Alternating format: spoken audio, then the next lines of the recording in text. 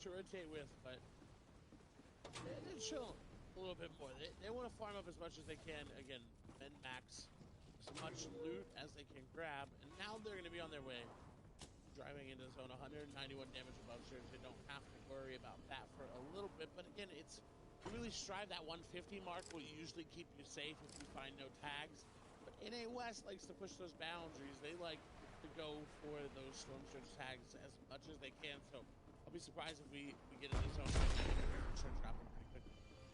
Yeah, I mean, they're not 100% safe, but it's going to feel pretty good, right? There's about a 310 damage difference and this is what I'm going to stick with because Epic Whale, Arkham, and Reaper need for finding weapon, we need for finding tags. And on the right side, 55 above, goes to 45 above, goes to 26 above, kickboxing back up to 47, but they're not safe as 5 cheers are going to be put under pressure. And Arkham takes a ton of damage there, now 68 above. Keep an eye on the right-hand side of the screen, dropping to a blow.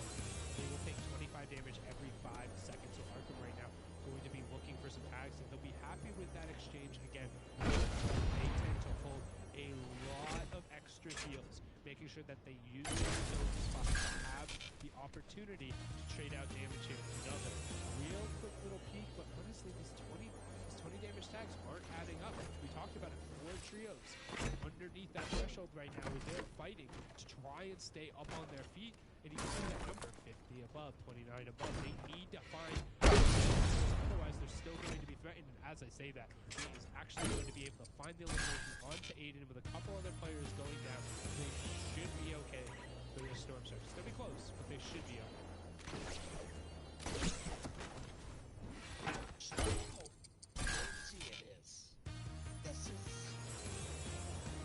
I'd love to see a shot of everyone else, right, and the rest of the map to see where they are. As next is going to find elimination. I'd love to see that overall. It's even more perceived because they hold. Yeah, and they're splitting up. I see that those two players, we talked about how the sides have a ton of people rotating north. You know, for the majority of the map is going to be driven from the north, so I would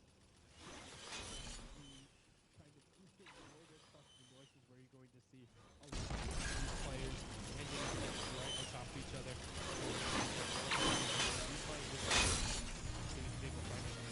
one there, and that was like a brilliant shot from the left. You can see this just immediately. That's one of the things I don't think gives enough credit for. These box to box shotgun is disgusting. And that might seem like a very specific thing, but when it comes to competitive Fortnite, you see a lot of walking. You're able to just weave in and find that extra shot a little bit better than your opponents. You take a lot of what we 50-50 fights and turn them into 70-30, 80-20s, and honestly, in Rex's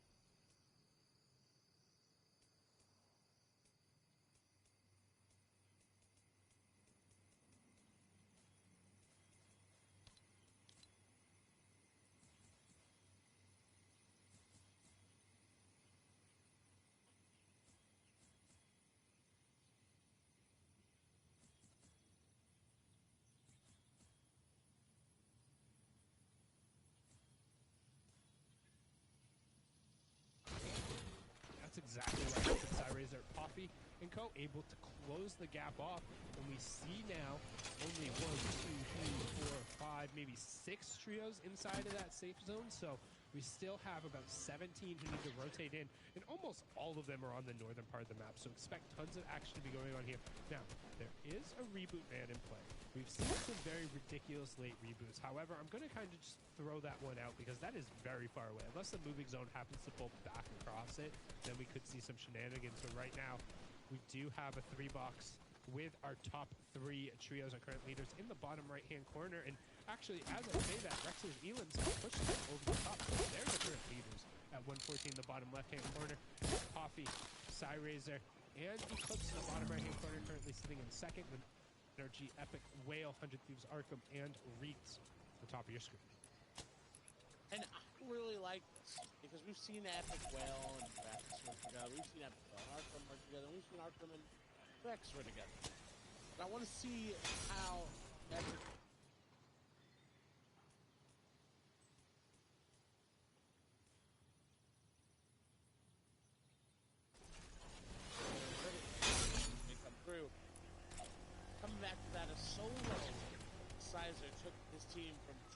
21st or 4th in game number 3 and led all players with 29 solo impact points. And this is what we're talking about.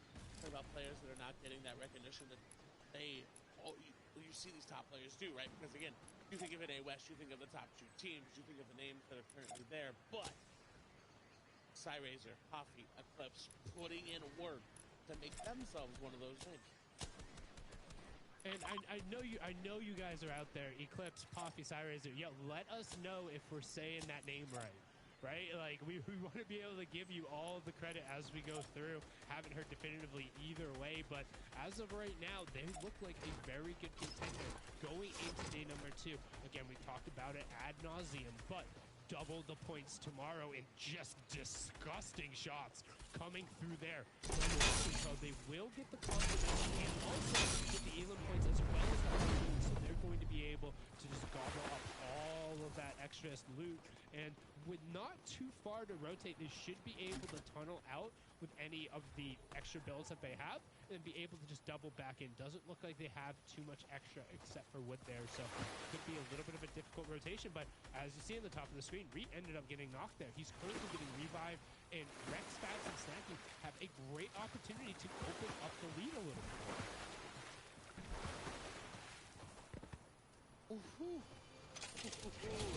We're going to see them take it. We're going to go for it. Epic Well, maybe final elimination. Either way, matter. They're going to find the loot. Taking a little bit too much damage, a little too greedy. No shields there, but I think for the first time in a while, we see Epic Whale with very shambles slowdown. Really, a lot of work with their heals wise. Match wise, they're not the best. Over there, we see all the heals. Henry dropping him over for Epic Whale there. That way he can have some white heals on them. And Zone has to keep on moving, and they've got to do it as well. Almost completely missing those players right in front of them. But that's a great thing. Team right here in the box, and hey, what a free rotation that was. Reed is going to go up just to pseudo challenge, but now they're in zone. Now they're good. Like, it's going to go for an elimination. They're going to find it. I was about to say, it looks like Reet wants to fight. This isn't a posture up in game position. This is since there's some people in shambles at the edge of this rotation, let's put the pedal to the metal right now. We're into the cascading placement points. The second Storm Surge is turned up. 46 players remaining, 16 trios left. Each trio that drops will be one more point. And Reet does have that legendary shotgun. It is definitely not his shotgun of choice. However, he will take the upgrade going through. I will say I feel like the charge shotgun is a little bit more difficult to navigate on controller as somebody who ends up playing control. That being said, Reet is infinitely better than me, so I have no doubt he's still going to make people pay. So we swing on over our current first place trio, newly formed, 33 Snacky Fabs, the absolute titan of 100 Thieves Rex sitting on 6 eliminations. Rex holding half of them with 3 and plenty of the heals as well. However, they have a long pull, and I'm not necessarily seeing the launch pad. Instead, they will also use the Chili Chug stuff and get just a regular running rotation down here. But this is where you really kind of test it to see how well you work as a trio in these new groups. I think that Fabs kind of has this down pat at this point, but this has been a little bit slow as they try and get around the outside of this high ground. Rex is actually getting his head on up here with a nice little Nickmerks high ground take into the double cone off, just walking casually around the outside and then slaps a cone on top. That was one of the, right? Just so simple. Again, these high ground takes, these rotations, for a lot of these teams just seemingly very simple. And okay, let's see. Will we see round 2 of this high ground take? No, Epic Well gonna get this tag so they can try to stay above it, and they're gonna have to get a lot. They're gonna have to hop into boxes together to get a knock. And honestly, I like them going for high ground there on that play. I like them going for it. And look, you saw the wall come through. Not many players use those right now. Very hard to execute well, but if they can do it, they're good. No, Epic Well gonna reset that wall. Now low. He's gonna start taking Storm Surge damage right now. He's got to be careful about that. Trying to pop the mini, he should try to out-heal it, but boom, immediately as he pops it, it is gone. Don't gonna be on top of him as well. What damage can he find? Unfortunately, they've got to find a lot. The charge is there, the harpoon is there. The damage is gonna be there for now. He's gonna get the knock, but not able to finish it off. Epic Whale now has to try to out-heal the zone, try to out-damage the Surge, and it doesn't look like he's gonna be able to do that. Has to find some sort of opening. Will find damage there, but takes more than he deals and still is below. However, However, does have the floppers. We saw Reed get those over. He's going to look to take actually inefficient taking that flopper right there. Going to lose 10 HP, but he says doesn't matter. Need whatever I can get as Storm Surge will turn off. Sideways are still on his feet, so seeing the top two trio still battling out third place, trying to hold back the clutch of Epic Whale. Finds a little bit of race, maybe one more fail, does have the harpoon, but high is going to rip all but 2 of his HP in the last 2 take over.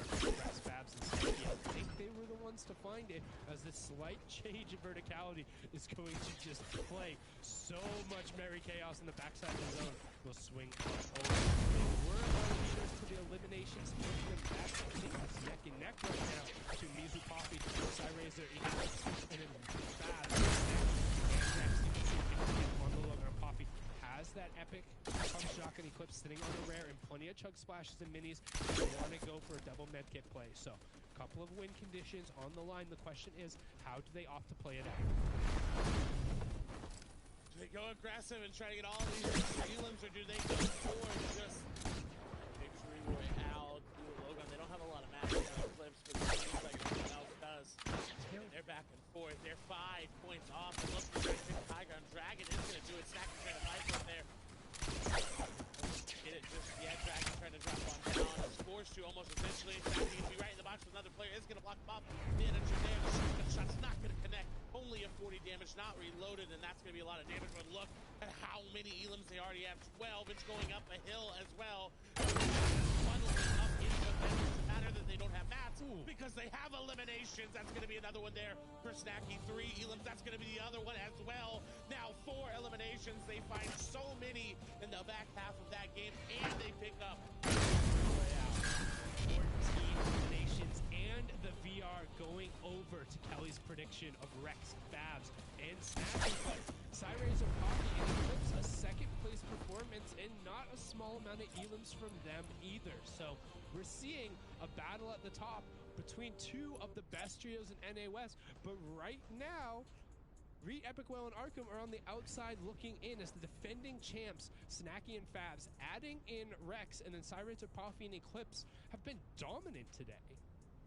They really have. They've been putting in work, performance time and time and again, and game after game after game. It feels like we're constantly mentioning their names. We're constantly talking about them. And I want to see what the analyst desk has to talk about this time, because we got to throw it back over to them. You know, Sundown, sometimes Kelly just knows what she's talking about, and right now is one of those times. Of course, Snacky, Rex, Fabs, 14 elimination victory royale. So if you've never seen Fortnite before and you're like, oh, that sounds like a pretty cool number, is that good, Zeke?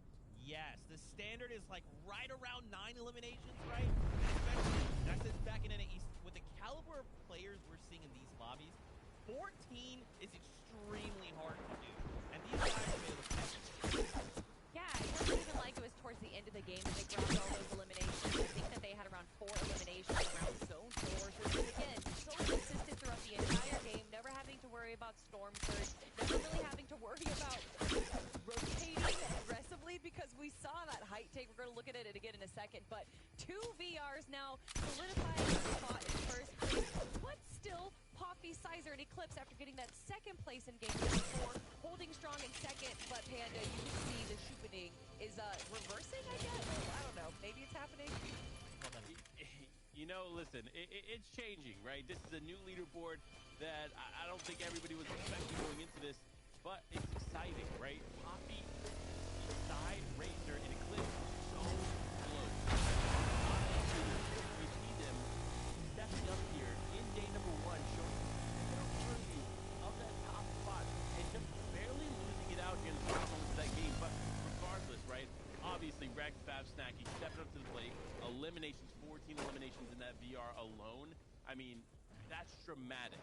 But again, this is only day 1. There's still day number 2 to play, and 2 more games in day number 1 to play. So still a lot to unfold.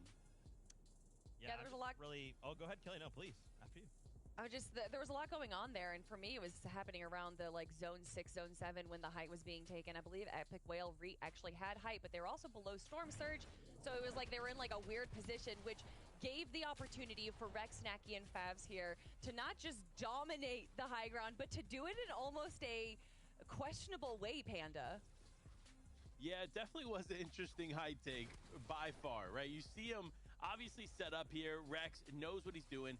Rex doing a really good job here overall of taking that high ground. If it wasn't for what Rex did there and the way that he cranked up and took it, they wouldn't have been able to maintain it. That's the key to holding high ground in a situation like this, is taking it, cranking as high as you can, at least one of the players, and ultimately holding it. But the relentless pressure you see from this team, if they smell blood in the water, they go for it.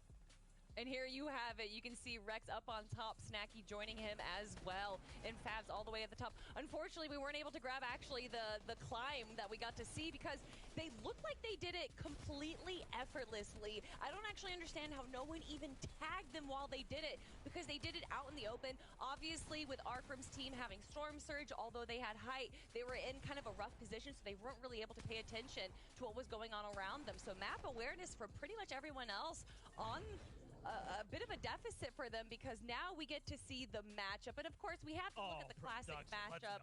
Snacky, Rex, and Fab versus Epic Whale, Arcrum, and Reet. The total points, of course, going to the way of Snacky, Rex, and Fabs with 2 VRs and 33 eliminations. The average placement, though, as well, is incredible here. Yeah, I mean, look, any players that can step up to the plate and get a sub 5-0 average placement, like, that's just absurd to think about. And again, we saw a game that's uncharacteristic of Arcrum, Reed, and Epic Whale early on there, where they went down fairly early. So it's interesting. This is a huge shakeup on the region, but I'm excited to see how the rest of this unfolds today. It does feel a little bit like both of these trios are kind of still getting their bearings in these games, right? Like, yes, they're having these big pop-off performances, but it feels almost like kind of like ramshackled together. It's not as clean as I would like to say, but we'll see, man. They still have 2 games left to try and work out all the kinks and come back tomorrow and bring it that much harder. But with only 2 games left to go, how is NA West going to end? How are we going to prepare ourselves for double points tomorrow? Well, that's what we're here to find out. Sundown Clay, over to you.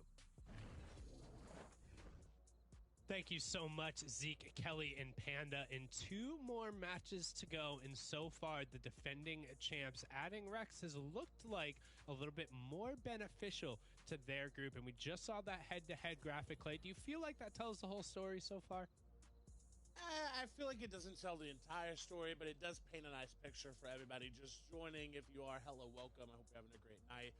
Got a couple more games of Fortnite ahead of us, and then we've got 6 more tomorrow, and those 6 are going to be the defining moments of the Grand Royale here, because they're double points. And we stress that so much today. You're going to hear it a lot in these final games, because it just matters that much more. You talked about it being 2/3 of the points, essentially, that are going to come through from tomorrow. And that's a lot of points. Yeah, it's a big change up from what we typically see in the 12-game format, where if we go back to the last FNCS, Epic Whale, Rex, and Arcum had the most historic day 2 ever. Well, if this is that type of situation, then they would have just utterly destroyed and become the 6X champions. However, that is not the case. You have to be able to play to the format. Here we go, match number 5. It looks like we got about a middling drop path here with the bus. You can see Master Genshin, Dragon, and Day in top right-hand corner. Bottom right-hand corner, we got Wave, Cool, and Rich Homie Quinn. We're going to take a look at what's going on in that Steamy Stacks fight and see where else some of the contention is happening. In the left-hand side on the map, looks like most of the other trios have found enough space for themselves.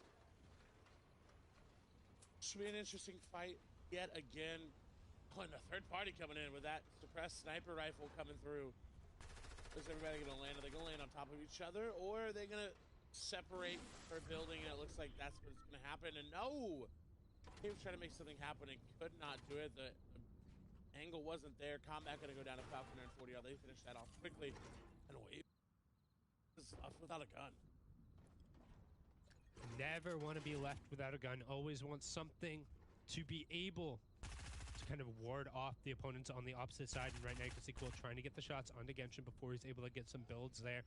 And honestly, though, that common SMG, you can't really afford to waste shots early on, because if you don't have an entire clip full of it, your elimination potential, even your knock potential, is very low. The thing is not the highest or the best in terms of DPS.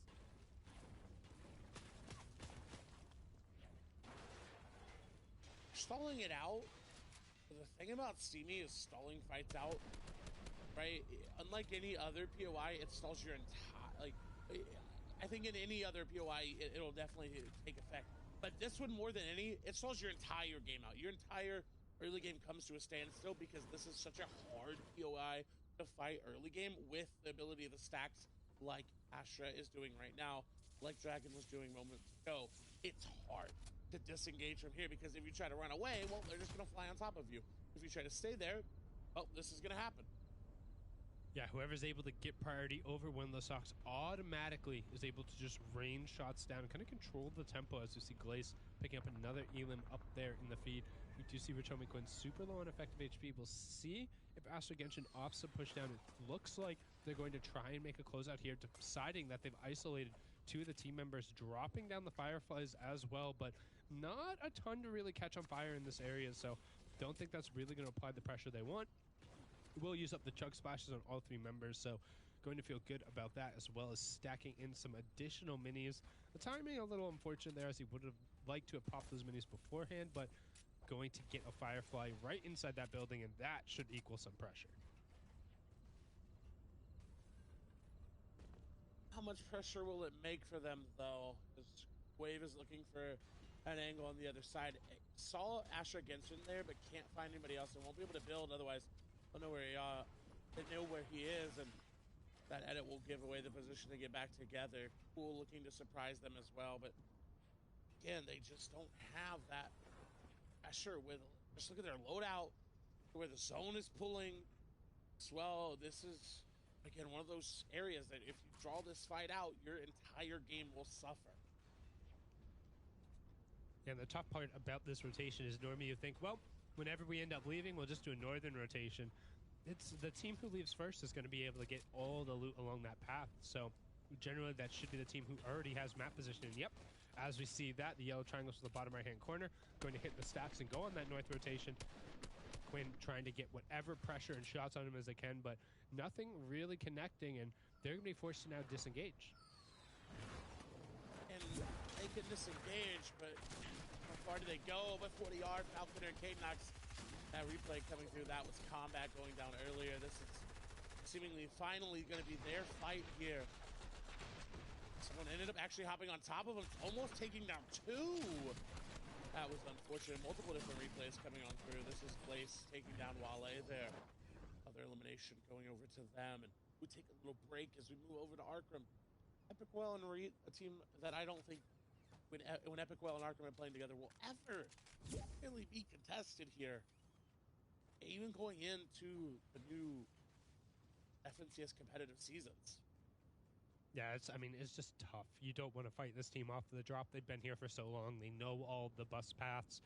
And when you're put in that situation and you add Reet, the one thing I will say where Reet probably feels like a definitive upgrade over Rex is in that early game fighting, where if you put whatever weapon in his hand, I feel like he's just a little bit scrappier, a little bit more efficient in that regard.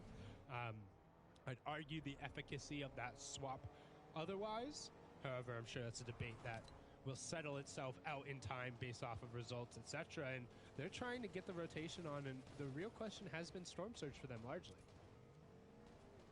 And luckily they've got Arkham all the way up on top of one of these destroyed saucers here, trying to find any tags. But again, they're investing a lot. Luckily there's a lot of bricks, so it's not that big of an issue, but I want to see them be aggressive like they were the game that they ended up picking up so many eliminations. I want to see that again, because we know they're capable of it, but gotta get the right ingredients again. Pepe, Nate, and Lizzie were just trying to hang out. They didn't want any beef with anybody coming through. Move over to Boney, and Boney's interesting because we've seen a lot of Fireflies come through, and this is one of the biggest downsides of Boney. And oh my God, Rex just gets absolutely beamed from a suppressed automatic sniper rifle there. Yeah, it seems like he was taking shots from multiple angles, and Eclipse actually going to get a confirmation there onto faking Naruse as well. So our second place trio trying to not lag behind, but you talked about Boney burns from the pressure down. As we look at a replay, it's Notch getting a fight, trying to get box to box. Hits a great shot through that face there, right there. Able to hit the knock onto Assault. We'll get the shakedown and the confirmation. So we swing back on over. Our second place trio was done enough today as Salco also getting picked up. Hey, that's 2 eliminations for them. They're going to close that gap a little bit more. Hey, and they will definitely take that. They will do it 9 times. I mean, honestly, what, 10 times out of 10? What am I going to say? 9 times? No. Hey, a couple elims here and there. Close that gap. Again, that's the thing.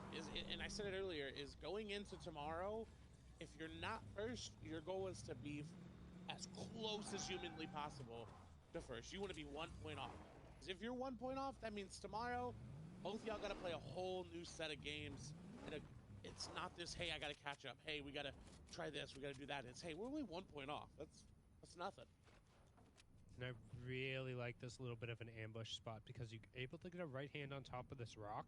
And once you're out in the opening, even if you are in a car, you're generally going to be aiming kind of in that divot. So you're able to see the elimination here on the Salco. And that's just some fantastic team firing.